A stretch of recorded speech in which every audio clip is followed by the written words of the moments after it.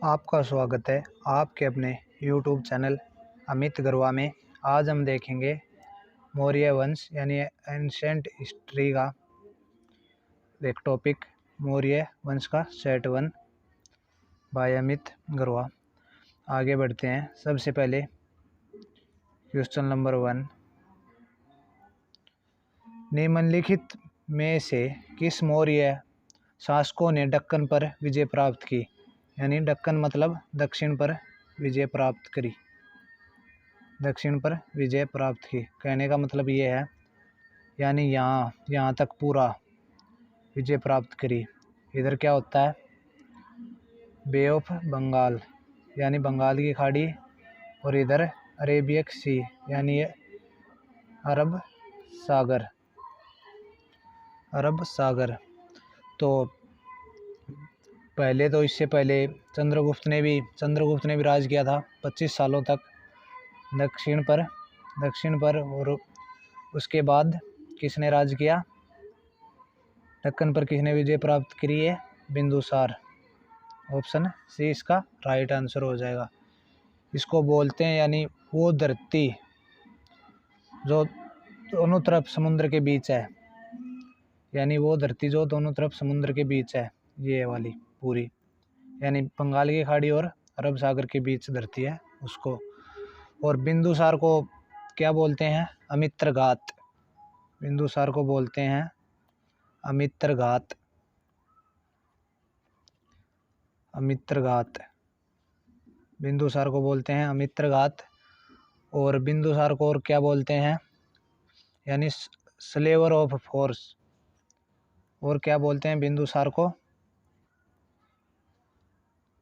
स्लेवर of फौज, FOES, यानी दुश्मनों का नाश करने वाला, दुश्मनों का नाश करने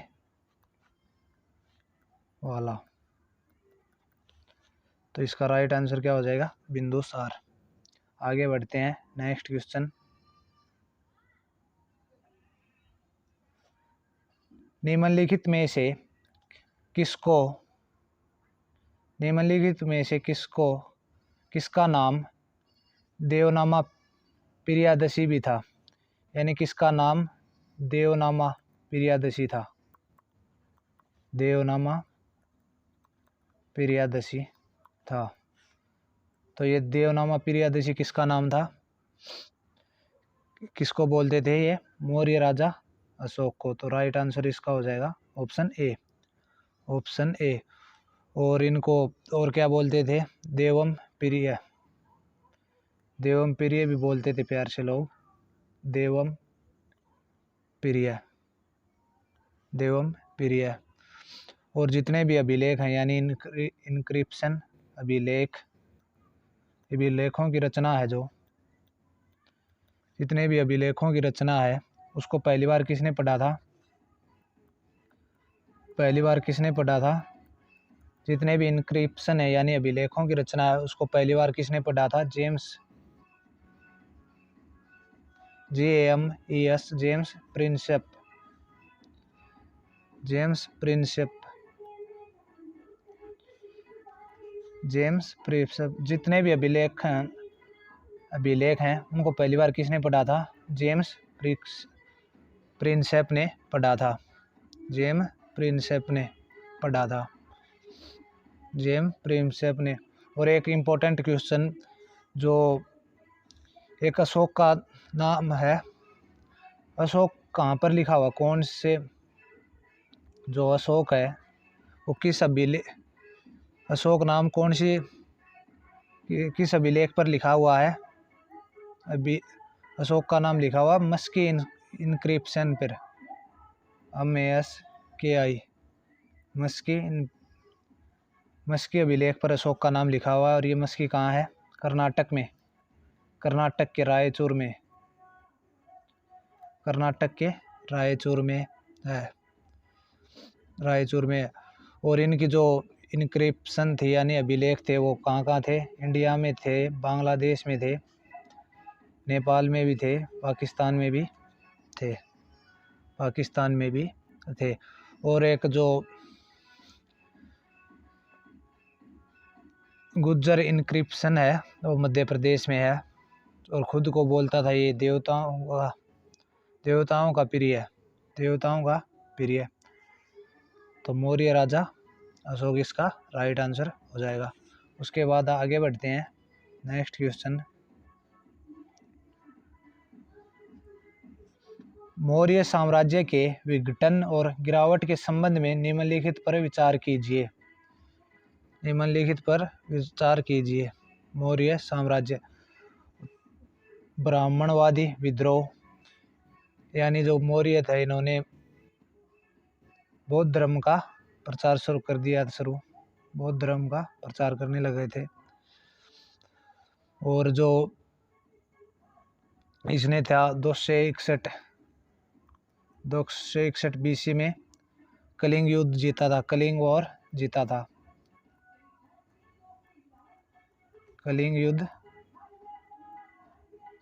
कलिंग युद्ध जीता था 261 BC में। और इसमें अशोक को बहुत ज़्यादा नुकसान हुआ, जान माल का काफ़ी नुकसान हुआ। यानी कहने का मतलब ये जीत के भी हार गया था इस युद्ध को, क्योंकि काफ़ी इसको बहुत ज़्यादा नुकसान हुआ 261 BC में। तो इसी बात के लिए फिर ब्राह्मणवादियों ने भी इसका साथ छोड़ दिया, क्योंकि इन्होंने बौद्ध धर्म का प्रचार शुरू कर दिया था। तो ये राइट आंसर हो जाएगा इसका, ब्राह्मणवादी विद्रोह भी सही है। और राजा अशोक की शांतिप्रिय नीतियाँ, यानी कि शांतिप्रिय नीति अपना ली थी इसने युद्ध के बाद, क्योंकि जान माल का काफ़ी नुकसान हुआ। तो ये भी ऑप्शन सही हो जाएगा। और बाहर से आक्रमण ये भी सही है,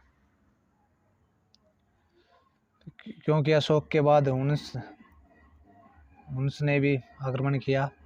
तो बाहर से आक्रमण ये भी सही हो जाएगा।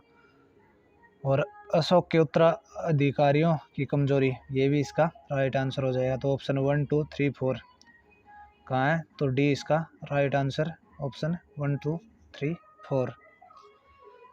उसके बाद आगे बढ़ते हैं।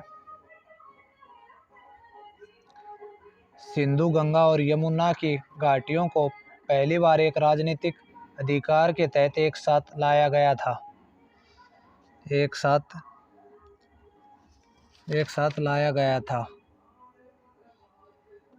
तो किसने लाया था ये? चंद्रगुप्त मौर्य, अशोक, या चंद्रगुप्त द्वितीय, या पृथ्वीराज चौहान। तो इसका राइट आंसर क्या हो जाएगा? अशोक। और अब बात कर लेते हैं चंद्रगुप्त द्वितीय की। चंद्रगुप्त द्वितीय किस वंश थे? गुप्ता वंश से, और इनको विक्रमादित्य बोलते थे। चंद्रगुप्त द्वितीय क्या बोलते थे? विक्रमादित्य। और इनके नाम पे कौन सा पिलर है? महरौली पिलर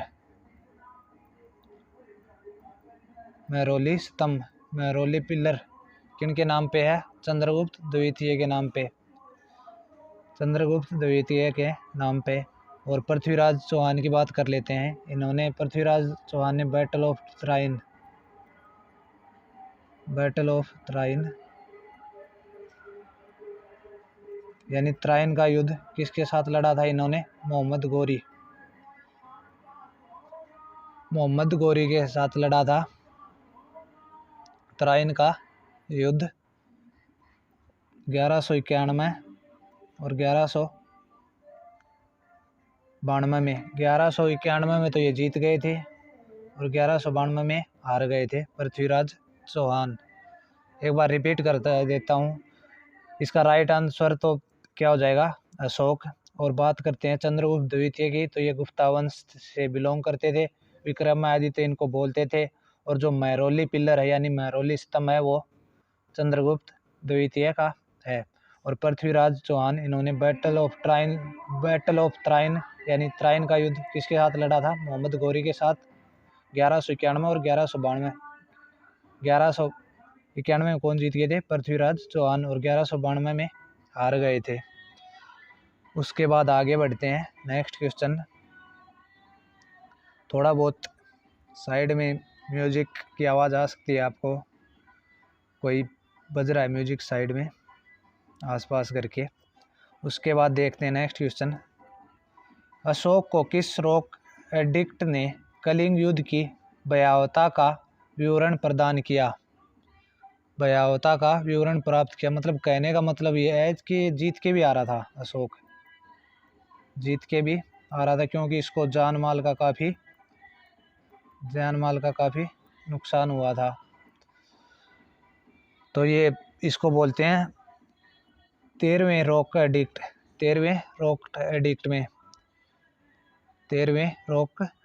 में, क्योंकि इसको जान माल का भी काफ़ी नुकसान हुआ और जीत के भी ये हार गया था। और इसको ने बाद में खुद को बौद्ध धर्म में कन्वर्ट कर लिया था। और जो ये है धौली की रॉक एडिक्ट में इसने बोला कि वार युद्ध नहीं करेंगे, अब दमा अपना लिया था।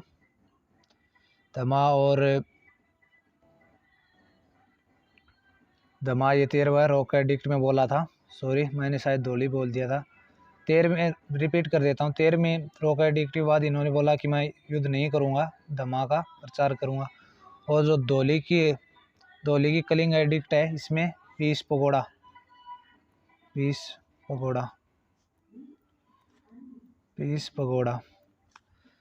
और अगर जयगढ़ में संपादन, अगर जयगढ़ की जगह जूनागढ़ होता तो क्या होता? जूनागढ़ रुद्रदमन के अभिलेख है। जूनागढ़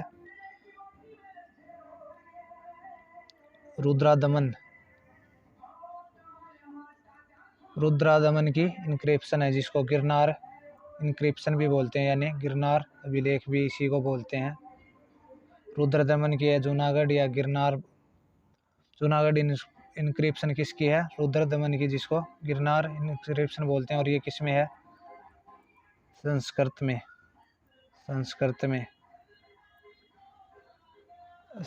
में। उसके बाद आगे बढ़ते हैं नेक्स्ट क्वेश्चन। सांची का महान स्तूप कहाँ है? ये तो वेरी सिंपल क्वेश्चन है। कहाँ है ये? मध्य प्रदेश में, यानी भोपाल से करीबन 20 या 25 किलोमीटर दूर है। भोपाल से 20 या 25 किलोमीटर दूर है। तो इसका राइट आंसर क्या हो जाएगा? मध्य प्रदेश। उसके बाद नेक्स्ट क्वेश्चन आगे बढ़ते हैं। भारत की निम्नलिखित ऐतिहासिक हस्तियों में से किसे विष्णुगुप्त के नाम से जाना जाता है? बिल्हना, कालिदास, चाणक्य या पतंजलि? तो किसको विष्णुगुप्त के नाम से जाना जाता है? तो ये किसको जाना जाता है? चाणक्य को जाना जाता है।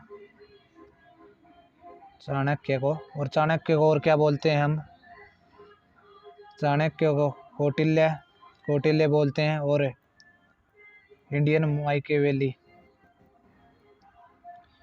माइकेवेली भी बोलते हैं। इंडियन माइकेवेली हिंदी में भी यही होगा, इंडियन माइकेवेली। और कालिदास जी की बात करते हैं। कालिदास को क्या बोलते हैं? कालिदास को बोलते हैं इंडियन शेक्सपियर।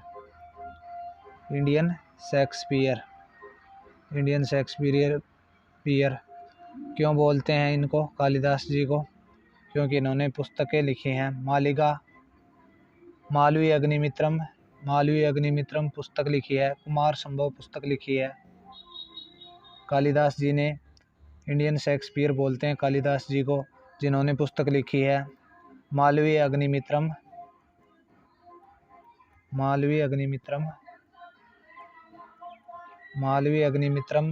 कुमार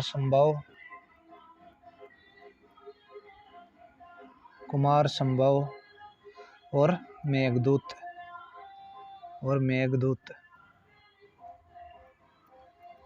पुस्तक किसने लिखी है?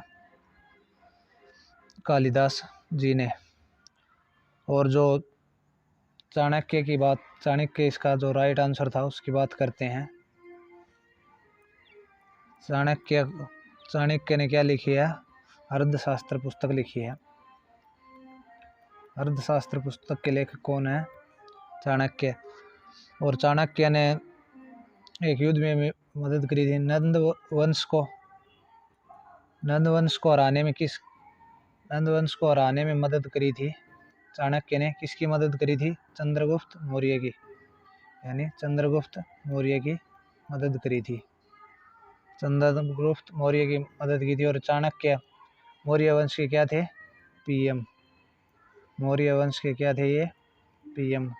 एक बार रिपीट कर देता हूँ। चाणक्य ने कौन सी पुस्तक लिखी है? अर्थशास्त्र। और चाणक्य ने युद्ध में मदद किसकी की थी? नंद वंश की मदद की थी। युद्ध में नंद वंश की मदद की थी, यानी चंद्रगुप्त मौर्य की मदद करी थी। और ये मौर्य वंश के क्या थे? प्राइम मिनिस्टर भी चाणक्य थे। और पतंजलि की बात कर देते हैं अब। पतंजलि ने कौन सी पुस्तक लिखी है? महाभाष्य। और महाभाष्य ये कमेंट्री किस पे है? यानी महाभाष्य किस पर कमेंट्री है? महाभाष्य कमेंट्री है पाणिनि की। महाभाष्य किसकी कमेंट्री है? पाणिनि की। और ये एक बिलाना, ये क्या थे? कश्मीरी पोइट, यानी कश्मीरी लेखक। इसका राइट आंसर तो चाणक्य हो ही जाएगा। उसके बाद आगे बढ़ते हैं।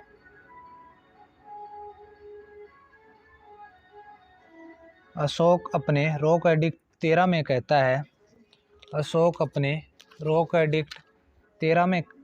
है कि उसने धम्म की ओर रुख किया, कारण उन्होंने कलिंग युद्ध में बहुत दुख देखा। मतलब कहने का मतलब क्या है कि कलिंग युद्ध में इसके बहुत ज़्यादा लोग मारे गए, जान माल का काफ़ी नुकसान हुआ। तो बाद में इन्होंने बौद्ध धर्म में कन्वर्ट हो गया था।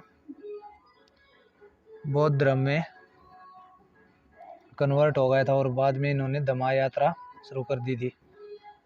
अशोक बाद में बौद्ध धर्म में कन्वर्ट हो गया था और इन्होंने धम्मा पॉलिसी अपना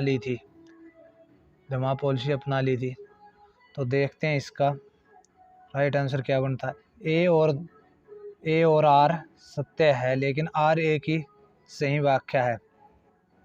यानी अशोक अपने रॉक एडिक्ट 13 में कहता है कि उसने धम्म की ओर रुख किया। ये बिल्कुल सही है, क्योंकि इन्होंने जो 261 BC में युद्ध लड़ा उसमें जान माल की काफ़ी नुकसान हुआ, काफ़ी लोग मारे गए इसमें। तो इन्होंने धम्म की ओर रुख कर लिया था, ये सही है बिल्कुल। और उन्होंने कलिंग युद्ध में बहुत दुख देखा, ये भी बिल्कुल सही है, क्योंकि काफ़ी जान माल का नुकसान उठाना पड़ा। तो यानी ए और आर दोनों सत्य हैं, लेकिन आर ए की सही व्याख्या है। यानी आर है जो वो ए की सही व्याख्या है। आर जो है वो ए की सही व्याख्या है। तो इसका राइट आंसर क्या बन जाएगा? ए और आर दोनों सत्य हैं, लेकिन आर ए की सही व्याख्या है। तो ऑप्शन ए इसका राइट आंसर हो जाएगा। उसके बाद आगे बढ़ते हैं नेक्स्ट क्वेश्चन पे। अशोक के शिलालेखों में प्रयुक्त भाषा है संस्कृत, प्राकृत, अपभ्रंश या हिंदी। तो क्या है इसका राइट आंसर, क्या बन जाएगा? प्राकृत। और अशोक के शिलालेखों में कितनी भाषा प्रयोग की गई हैं? 4 और हैं इसके अलावा। ग्रीक है, रामिक है, आर्मिक है,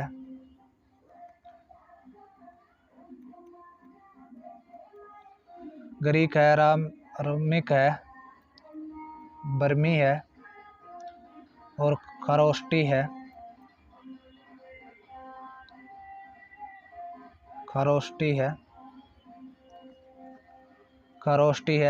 और जो ये ग्रीक और ग्रीक और अरमिक भाषा कहाँ की है? ये अफगानिस्तान की, अफगानिस्तान की।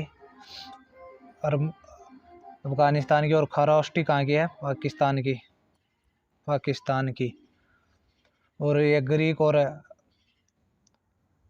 अरामिक है, ये अफगानिस्तान में कहाँ की है? कंधार, कंधार वाले रीजन की है। तो 4 तो ये हो गई।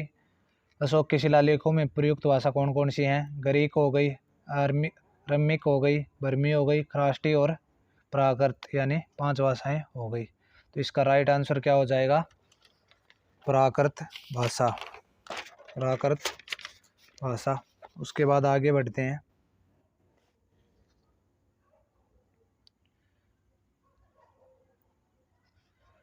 किस घटना ने अशोक की प्रशासनिक नीति में गहरा परिवर्तन लाया?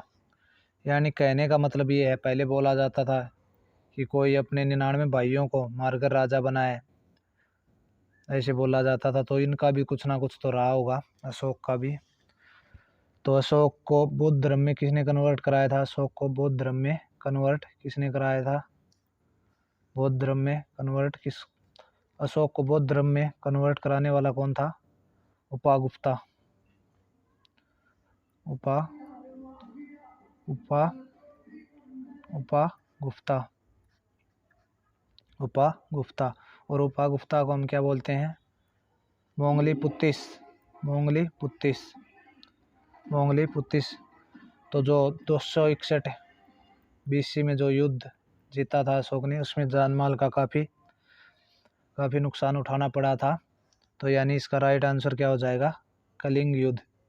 कलिंग युद्ध के बाद इसको बाद में परिवर्तन लाना पड़ा, धर्म को अपनाना पड़ा। तो इसका राइट आंसर क्या हो जाएगा? कलिंग युद्ध।